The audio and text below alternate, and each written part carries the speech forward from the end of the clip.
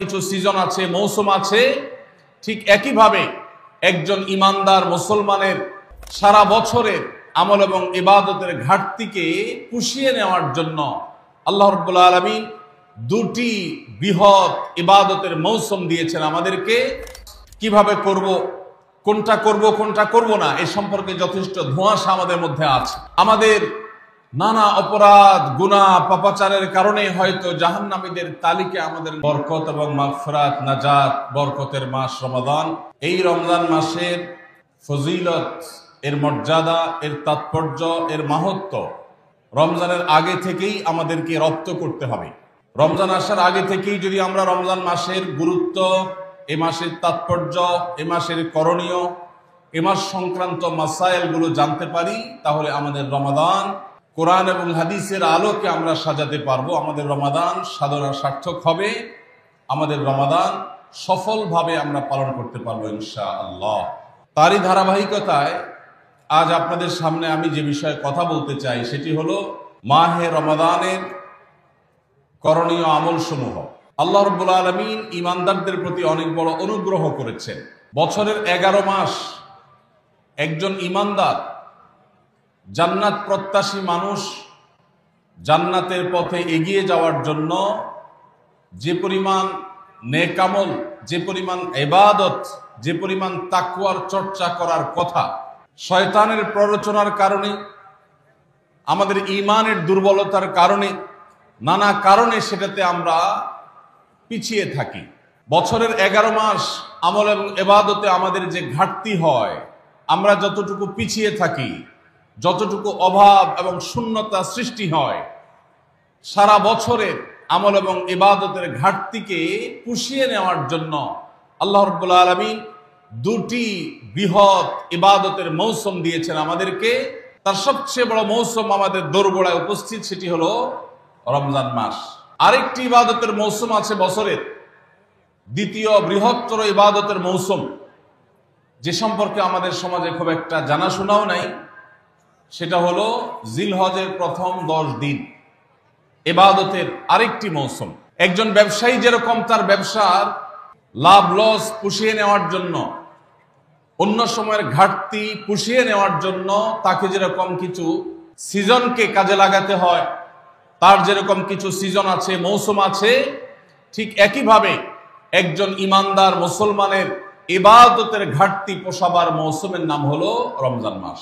ভাইরা আমার, এই রমজান মাস পাওয়ার পরও যদি কেউ 11 মাসের ইবাদতের ঘাটতি পুষিয়ে নিতে না পারে, এই রমজান মাস পাওয়ার পরও যদি কেউ আল্লাহর কাছ থেকে নিজের মাগফিরাত আদায় করে নিতে না পারে, আমাদের নানা অপরাধ, গুনাহ, পাপাচারের কারণে হয়তো জাহান্নামীদের তালিকায় আমাদের নাম চলে গেছে, সেই নাম কাটাবার সবচেয়ে সুবর্ণ সুযোগ আমাদের দোরগোড়ায় উপস্থিত রমজান মাস। এই রমজান মাস পাওয়ার পরও যদি কোনো মুসলমান আল্লাহর কাছ থেকে তার নাম জাহান্নামীদের তালিকা থেকে কাটিয়ে জান্নাতীদের তালিকায় অন্তর্ভুক্ত করতে না পারে, তাহলে এর চাইতে হতভাগা, এর চাইতে দুর্ভাগা, এর চাইতে কপাল পড়া মুসলমান আর কেউ হতে পারে না। প্রিয় ভাইরা আমার, জীবনে আল্লাহ তাআলা আমাদেরকে অনেক রমজান মাস দিয়েছেন। আল্লাহ নবী সাল্লাল্লাহু আলাইহি সাল্লাম খোদ তার জীবনে তিনি রমজান পেয়েছেন সাকুল্যে 8টা। দ্বিতীয় হিজরিতে আল্লাহ রাব্বুল আলামিন রমজানের রোজা ফরজ করেছেন।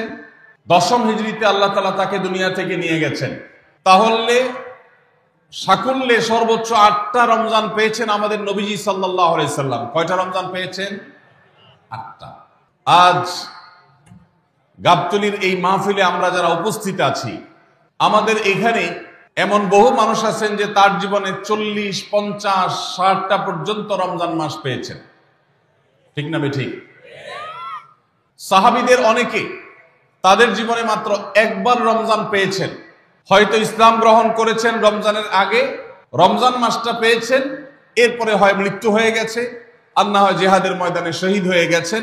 একটা রমজান জীবনে পেয়েছেন। বহু সাহাবী আছেন 2টা, 4টা রমজান পেয়েছেন। অনেক সাহাবী আছেন জীবনে একটা রমজানও পান নাই, ইসলাম গ্রহণ করেছেন, এরপরে আল্লাহর রাহে জিহাদে শামিল হয়েছেন, রমজান আসার আগে দুনিয়া থেকে চলে গেছেন। তাহলে আমরা যারা জন্মসূত্রে মুসলমান, তাদের যার যত বছর বয়স তিনি ততগুলো রমজান পেয়েছি। সাহাবীরা যেখানে মাত্র জীবনে 2, 4, 6টা, 8টা, 10টা রমজান পেয়ে তারা জান্নাত প্রাপ্তির দৌড়ে এগিয়ে গেছেন, আমরা জন্মসূত্রে মুসলমান হয়েও জীবনে 40-50টি রমজান পাওয়ার পরও আমরা অনেকেই জান্নাত প্রাপ্তির দৌড়ে এগিয়ে যেতে পারি নাই। এর চেয়ে বড় দুর্ভাগ্যের বিষয় আর কিছু হতে পারে না। ভাইরা আমার, এই জন্য আসন্ন রমাদান আর কয়েকদিনের মধ্যে যে রমজান শুরু হতে যাচ্ছে, আসুন এইবারের রমজান সম্পর্কে একটা সংকল্প করি, শপথ করি। এই রমজান জীবনের অন্য 10টি রমজানের মতো কাটাবো না। এই রমজানকে আমি ব্যতিক্রম, সম্পূর্ণ ভিন্নতর, সম্পূর্ণ আমল এবং ইবাদত এবং তাকওয়া চর্চার মধ্য দিয়ে আল্লাহর মাগফিরাত, নাজাত নিজের করে নেওয়ার মধ্য দিয়ে আমার এই রমজানকে আমি সার্থক করার চেষ্টা করব ইনশাআল্লাহ। ভাইরা আমার, রমজানের আমল ইবাদত কিভাবে করব, কোনটা করব কোনটা করব না, এই সম্পর্কে যথেষ্ট ধোঁয়াশা আমাদের মধ্যে আছে। আমাদের এই দেশে মুসলমানদের কাছে রমজান মাস মানে 4টি কাজ। রমজান মাস মানে কয়টা কাজ? 4টা কাজ। রমজান মানে হলো রোজা রাখা, তারাবির নামাজ পড়া, আর সাহরি খাওয়া, ইফতার খাওয়া, ব্যাস। রোজা, তারাবি, সাহরি, ইফতার, এই 4 জিনিসের নাম হলো আমাদের মুসলমানদের রমজান মাস। অথচ আমাদের প্রিয় নবী সাল্লাল্লাহু আলাইহি ওয়াসাল্লাম রমজান মাসে এই 4 কাজের বাইরে আরো অনেক আমল, অনেক কর্মসূচি, অনেক কার্যতালিকা, অনেক আমলের তালিকা তিনি আমাদেরকে দিয়েছেন, যেটা আমরা মুসলমানরা অনেকেই জানি না। আজ আমরা নবী করিম সাল্লাল্লাহু আলাইহি সাল্লাম আমাদেরকে রমজান মাসে যে সমস্ত আমল করতে বলেছেন, আমরা সেই সমস্ত আমলের কথা আপনাদের সঙ্গে খুব সংক্ষেপে শেয়ার করব ইনশাআল্লাহ। কারণ আমি নবী করিম সাল্লাল্লাহু আলাইহি সাল্লামের হাদিস থেকে এবং কোরআনে কারীম থেকেও 27টি আমলের কথা আপনাদের সঙ্গে শেয়ার করব ইনশাআল্লাহ, যার সবগুলোই রমাদানের জন্য স্পেশাল, তবে অনেকগুলো রমজানের বাইরের সময়ও আমাদের পালনীয় এবং করণীয়। এ বিষয়ে আমরা এই বছর প্রথমবারের মতো একটা বই করেছি, আপনারা জানেন, মাহে রমজানের 27 আমল। এই বই থেকে আমি 27টি আমল আপনাদেরকে শোনাবো ইনশাআল্লাহ। রমাদান কেন্দ্রিক যে সমস্ত আমল, যে সমস্ত করণীয় আমাদের আছে, তার মধ্যে প্রথম করণীয় হলো শাবানের 29 তারিখে পশ্চিম আকাশে রমজানের চাঁদ তালাশ করা। এটা একটা আমল। কোন দিন চাঁদ তালাশ করবেন? শাবানের 29 তারিখ। এই বছর আমাদের দেশে শাবানের 29 তারিখ কবে হচ্ছে? রোজা কবে থেকে শুরু হচ্ছে? তাহলে 29শে শাবান সন্ধ্যায়, যেদিন থেকে রোজা হওয়ার সম্ভাবনা আছে, সেই দিন সন্ধ্যায় মাগরিবের আগে পশ্চিম আকাশের দিকে চাঁদ অনুসন্ধান করার চেষ্টা করে তাকাবেন। পশ্চিম আকাশে চাঁদ অনুসন্ধান করার জন্য যদি চেষ্টা করেন, একটু খোঁজার চেষ্টা করেন, চাঁদ দেখতে যদি পান তো ভালো, এমনকি যদি চাঁদ দেখতে নাও পান, চাঁদ দেখার চেষ্টা যে করেছেন এর কারণ আপনার আমল নামাতে সওয়াব লেখা হবে, একটা সুন্নত আদায় করার সওয়াব।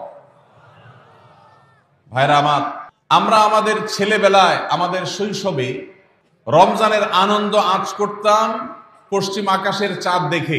ঈদের আনন্দের সূচনা এবং শুরুই হতো ঈদের চাঁদ দেখার মধ্য দিয়ে। এমন একটা সময় আমরা এখন এসে পৌঁছেছি, যে সময়ে সবাই চাঁদ তালাশ করে, কিন্তু সেটা আকাশে না, ফেসবুকে। ঠিক না ভাই? ঠিক। চাঁদ কি ফেসবুকে উঠে না আকাশে উঠে? তাহলে সবাই যদি ফেসবুকে চাঁদ তালাশ করেন, আকাশে চাঁদ দেখবে কে? ও ইসলামী ফাউন্ডেশনের হেলাল কমিটি, চাঁদ দেখা কমিটির কিছু মানুষ,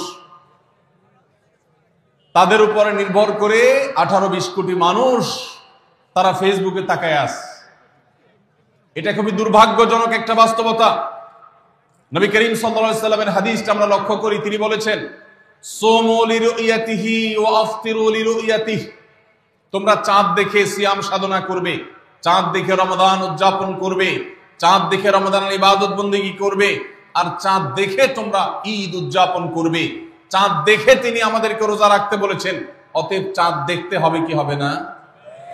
ভাইরা আমার, বিলুপ্ত হওয়া মৃত প্রায় সুন্নাহগুলোর মধ্যে কিছু সিজন আছে, মৌসুম আছে। ঠিক একইভাবে একজন ইমানদার মুসলমানের সারা বছরের আমল এবং ইবাদতের ঘাটতিকে পুষিয়ে নেওয়ার জন্য আল্লাহ রাব্বুল আলামিন দুটি বৃহৎ ইবাদতের মৌসুম দিয়েছেন আমাদেরকে।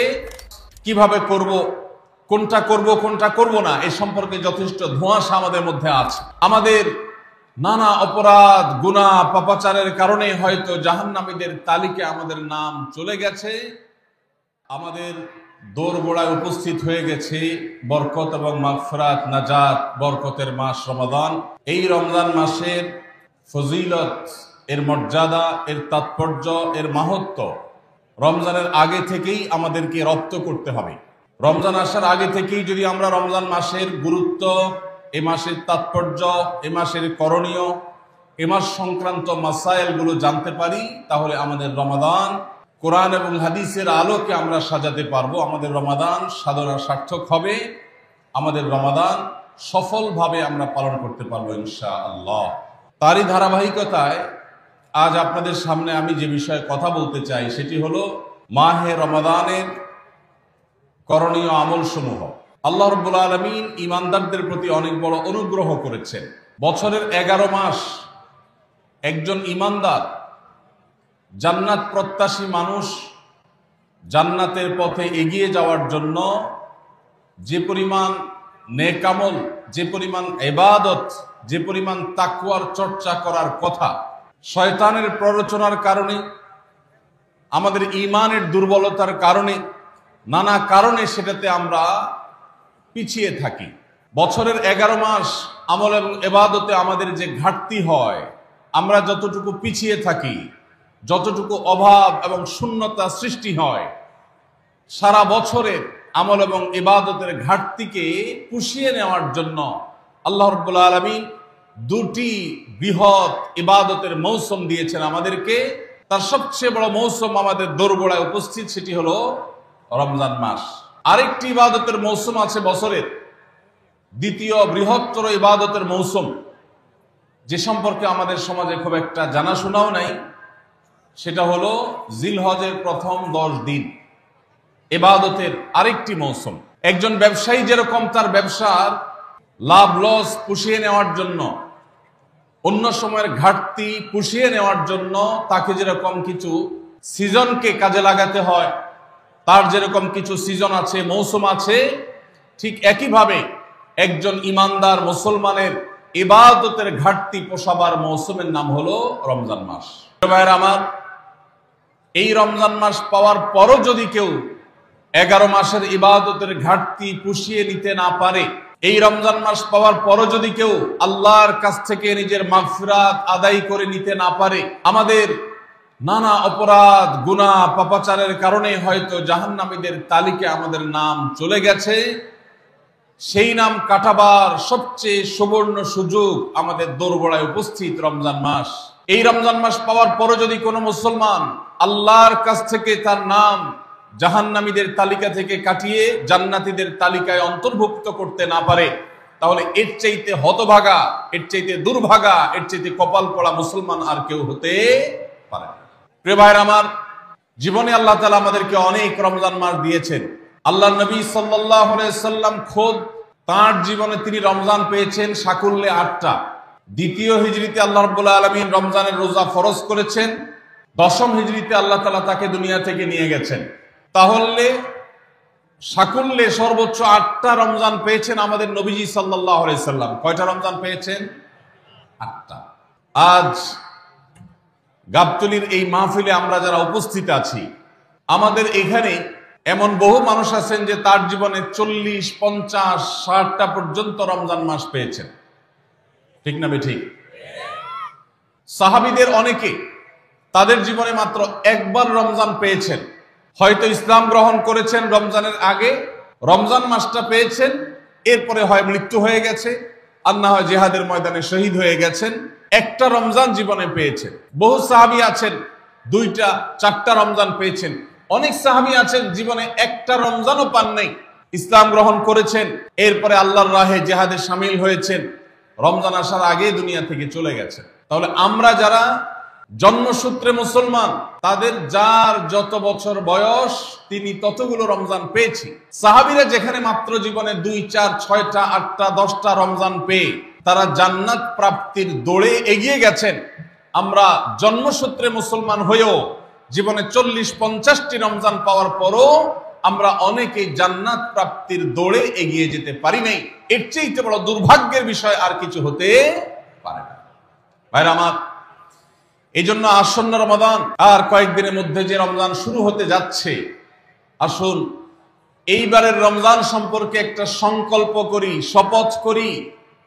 এই রমজান জীবনের অন্য 10টি রমজানের মতো কাটাবো না।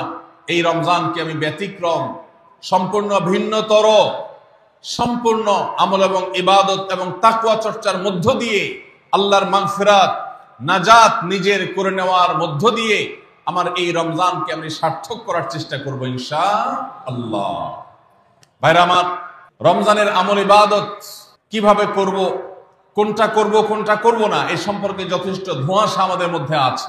আমাদের এই দেশে মুসলমানদের কাছে রমজান মাস মানে 4টি কাজ। রমজান মাস মানে কয়টা কাজ? 4টা কাজ। রমজান মানে হলো রোজা রাখা, তারাবির নামাজ পড়া, আর সাহরি খাওয়া, ইফতার খাওয়া, ব্যাস। রোজা, তারাবি, সাহরি, ইফতার, এই 4 জিনিসের নাম হলো আমাদের মুসলমানদের রমজান মাস। অথচ আমাদের প্রিয় নবী সাল্লাল্লাহু আলাইহি ওয়াসাল্লাম রমজান মাসে এই 4 কাজের বাইরে আরো অনেক আমল, অনেক কর্মসূচি, অনেক কার্যতালিকা, অনেক আমলের তালিকা তিনি আমাদেরকে দিয়েছেন, যেটা আমরা মুসলমানরা অনেকেই জানি না। আজ আমরা নবী করিম সাল্লাল্লাহু আলাইহি ওয়াসাল্লাম আমাদেরকে রমজান মাসে যে সমস্ত আমল করতে বলেছেন, আমরা সেই সমস্ত আমলের কথা আপনাদের সঙ্গে খুব সংক্ষেপে শেয়ার করব ইনশাআল্লাহ।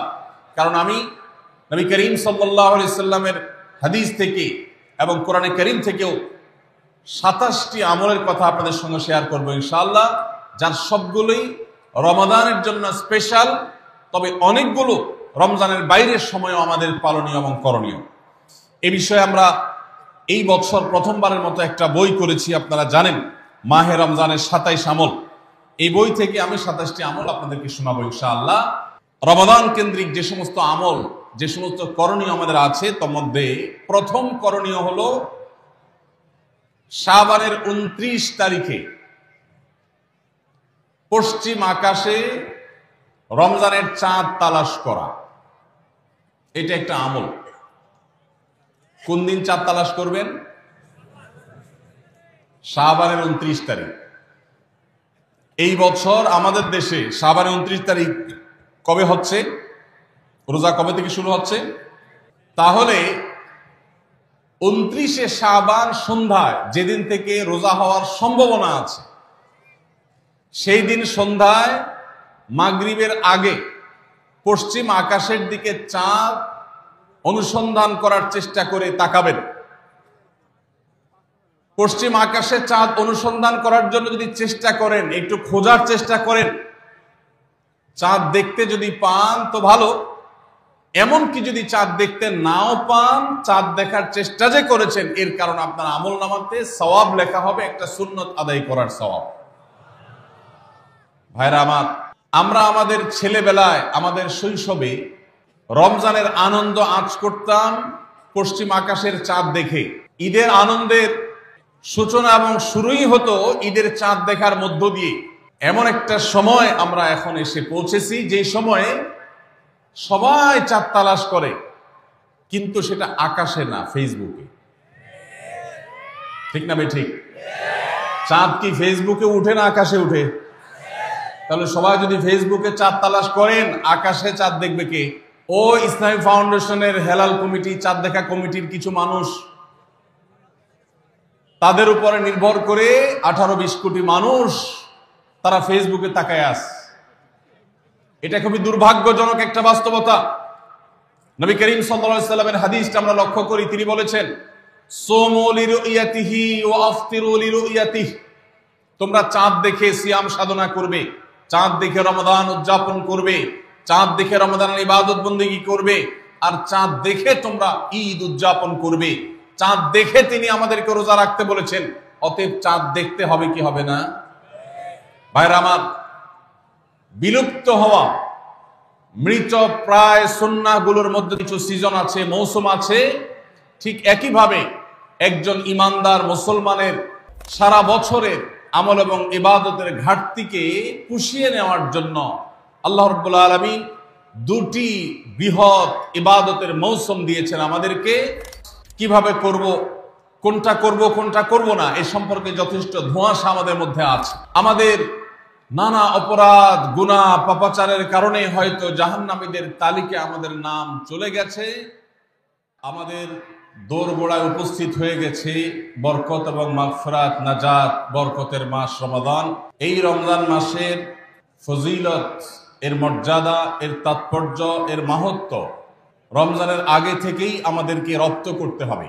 রমজান আসার আগে থেকেই যদি আমরা রমজান মাসের গুরুত্ব, এ মাসের তাৎপর্য, এ মাসের করণীয়, এ মাস সংক্রান্ত মাসাইলগুলো জানতে পারি, তাহলে আমাদের রমাদান কোরআন এবং হাদিসের আলোকে আমরা সাজাতে পারবো। আমাদের রমাদান সাধনা সার্থক হবে, আমাদের রমাদান সফলভাবে আমরা পালন করতে পারবো ইনশাআল্লাহ। তারই ধারাবাহিকতায় আজ আপনাদের সামনে আমি যে বিষয়ে কথা বলতে চাই সেটি হলো মাহে রমাদানের করণীয় আমলসমূহ। আল্লাহ রাব্বুল আলামিন ঈমানদারদের প্রতি অনেক বড় অনুগ্রহ করেছেন।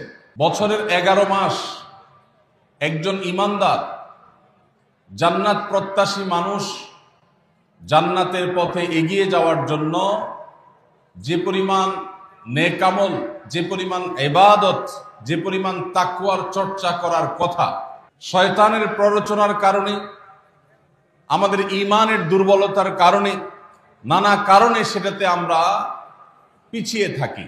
বছরের 11 মাস আমল এবং ইবাদতে আমাদের যে ঘাটতি হয়, আমরা যতটুকু পিছিয়ে থাকি, যতটুকু অভাব এবং শূন্যতা সৃষ্টি হয়, সারা বছরের আমল এবং ইবাদতের ঘাটতিকে পুষিয়ে নেওয়ার জন্য আল্লাহ রাব্বুল আলামিন দুটি বৃহৎ ইবাদতের মৌসুম দিয়েছেন আমাদেরকে। তার সবচেয়ে বড় মৌসুম আমাদের দোরগোড়ায় উপস্থিত, সেটি হলো রমজান মাস। আরেকটি ইবাদতের মৌসুম আছে বছরের, দ্বিতীয় বৃহত্তর ইবাদতের মৌসুম, যে সম্পর্কে আমাদের সমাজে খুব একটা জানাশোনাও নাই, সেটা হলো জিলহজের প্রথম 10 দিন, ইবাদতের আরেকটি মৌসুম। একজন ব্যবসায়ী যেরকম তার ব্যবসার লাভ লস পুষিয়ে নেওয়ার জন্য, অন্য সময়ের ঘাটতি পুষিয়ে নেওয়ার জন্য তাকে যেরকম কিছু সিজনকে কাজে লাগাতে হয়, তার যেরকম কিছু সিজন আছে, মৌসুম আছে, ঠিক একইভাবে একজন ইমানদার মুসলমানের ইবাদতের ঘাটতি পোষাবার মৌসুমের নাম হলো রমজান মাস। ভাইরা আমার, এই রমজান মাস পাওয়ার পরও যদি কেউ 11 মাসের ইবাদতের ঘাটতি পুষিয়ে নিতে না পারে, এই রমজান মাস পাওয়ার পরও যদি কেউ আল্লাহর কাছ থেকে নিজের মাগফিরাত আদায় করে নিতে না পারে, আমাদের নানা অপরাধ, গুনাহ, পাপাচারের কারণে হয়তো জাহান্নামীদের তালিকায় আমাদের নাম চলে গেছে। সেই নাম কাটাবার সবচেয়ে সুবর্ণ সুযোগ আমাদের দোরগোড়ায় উপস্থিত রমজান মাস। এই রমজান মাস পাওয়ার পরও যদি কোনো মুসলমান আল্লাহর কাছ থেকে তার নাম জাহান্নামীদের তালিকা থেকে কাটিয়ে জান্নাতীদের তালিকায় অন্তর্ভুক্ত করতে না পারে, তাহলে এর চাইতে হতভাগা, এর চাইতে দুর্ভাগা, এর চাইতে কপাল পড়া মুসলমান আর কেউ হতে পারে না। প্রিয় ভাইরা আমার, জীবনে আল্লাহ তাআলা আমাদেরকে অনেক রমজান মাস দিয়েছেন। আল্লাহ নবী সাল্লাল্লাহু আলাইহি সাল্লাম খোদ তার জীবনে তিনি রমজান পেয়েছেন সাকুল্যে 8টা। দ্বিতীয় হিজরিতে আল্লাহ রাব্বুল আলামিন রমজানের রোজা ফরজ করেছেন। 10ম হিজরিতে আল্লাহ তাআলা তাকে দুনিয়া থেকে নিয়ে গেছেন।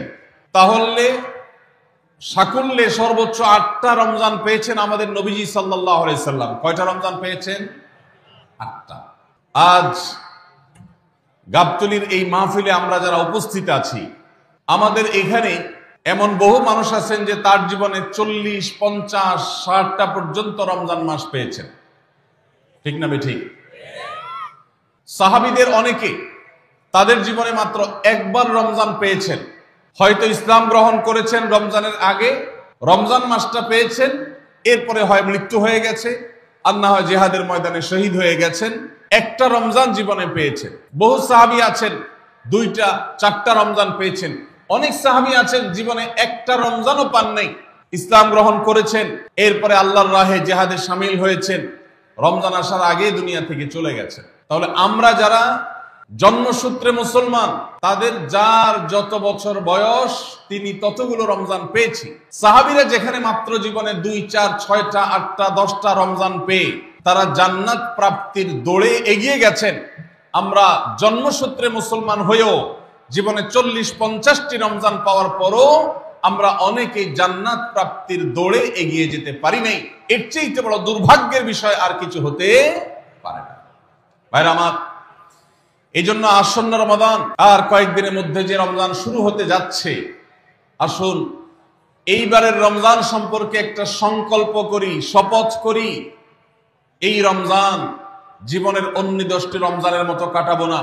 এই রমজানকে আমি ব্যতিক্রম, সম্পূর্ণ ভিন্নতর, সম্পূর্ণ আমল এবং ইবাদত এবং তাকওয়া চর্চার মধ্য দিয়ে আল্লাহর মাগফিরাত, নাজাত নিজের করে নেওয়ার মধ্য দিয়ে আমার এই রমজানকে আমি সার্থক করার চেষ্টা করব ইনশাআল্লাহ।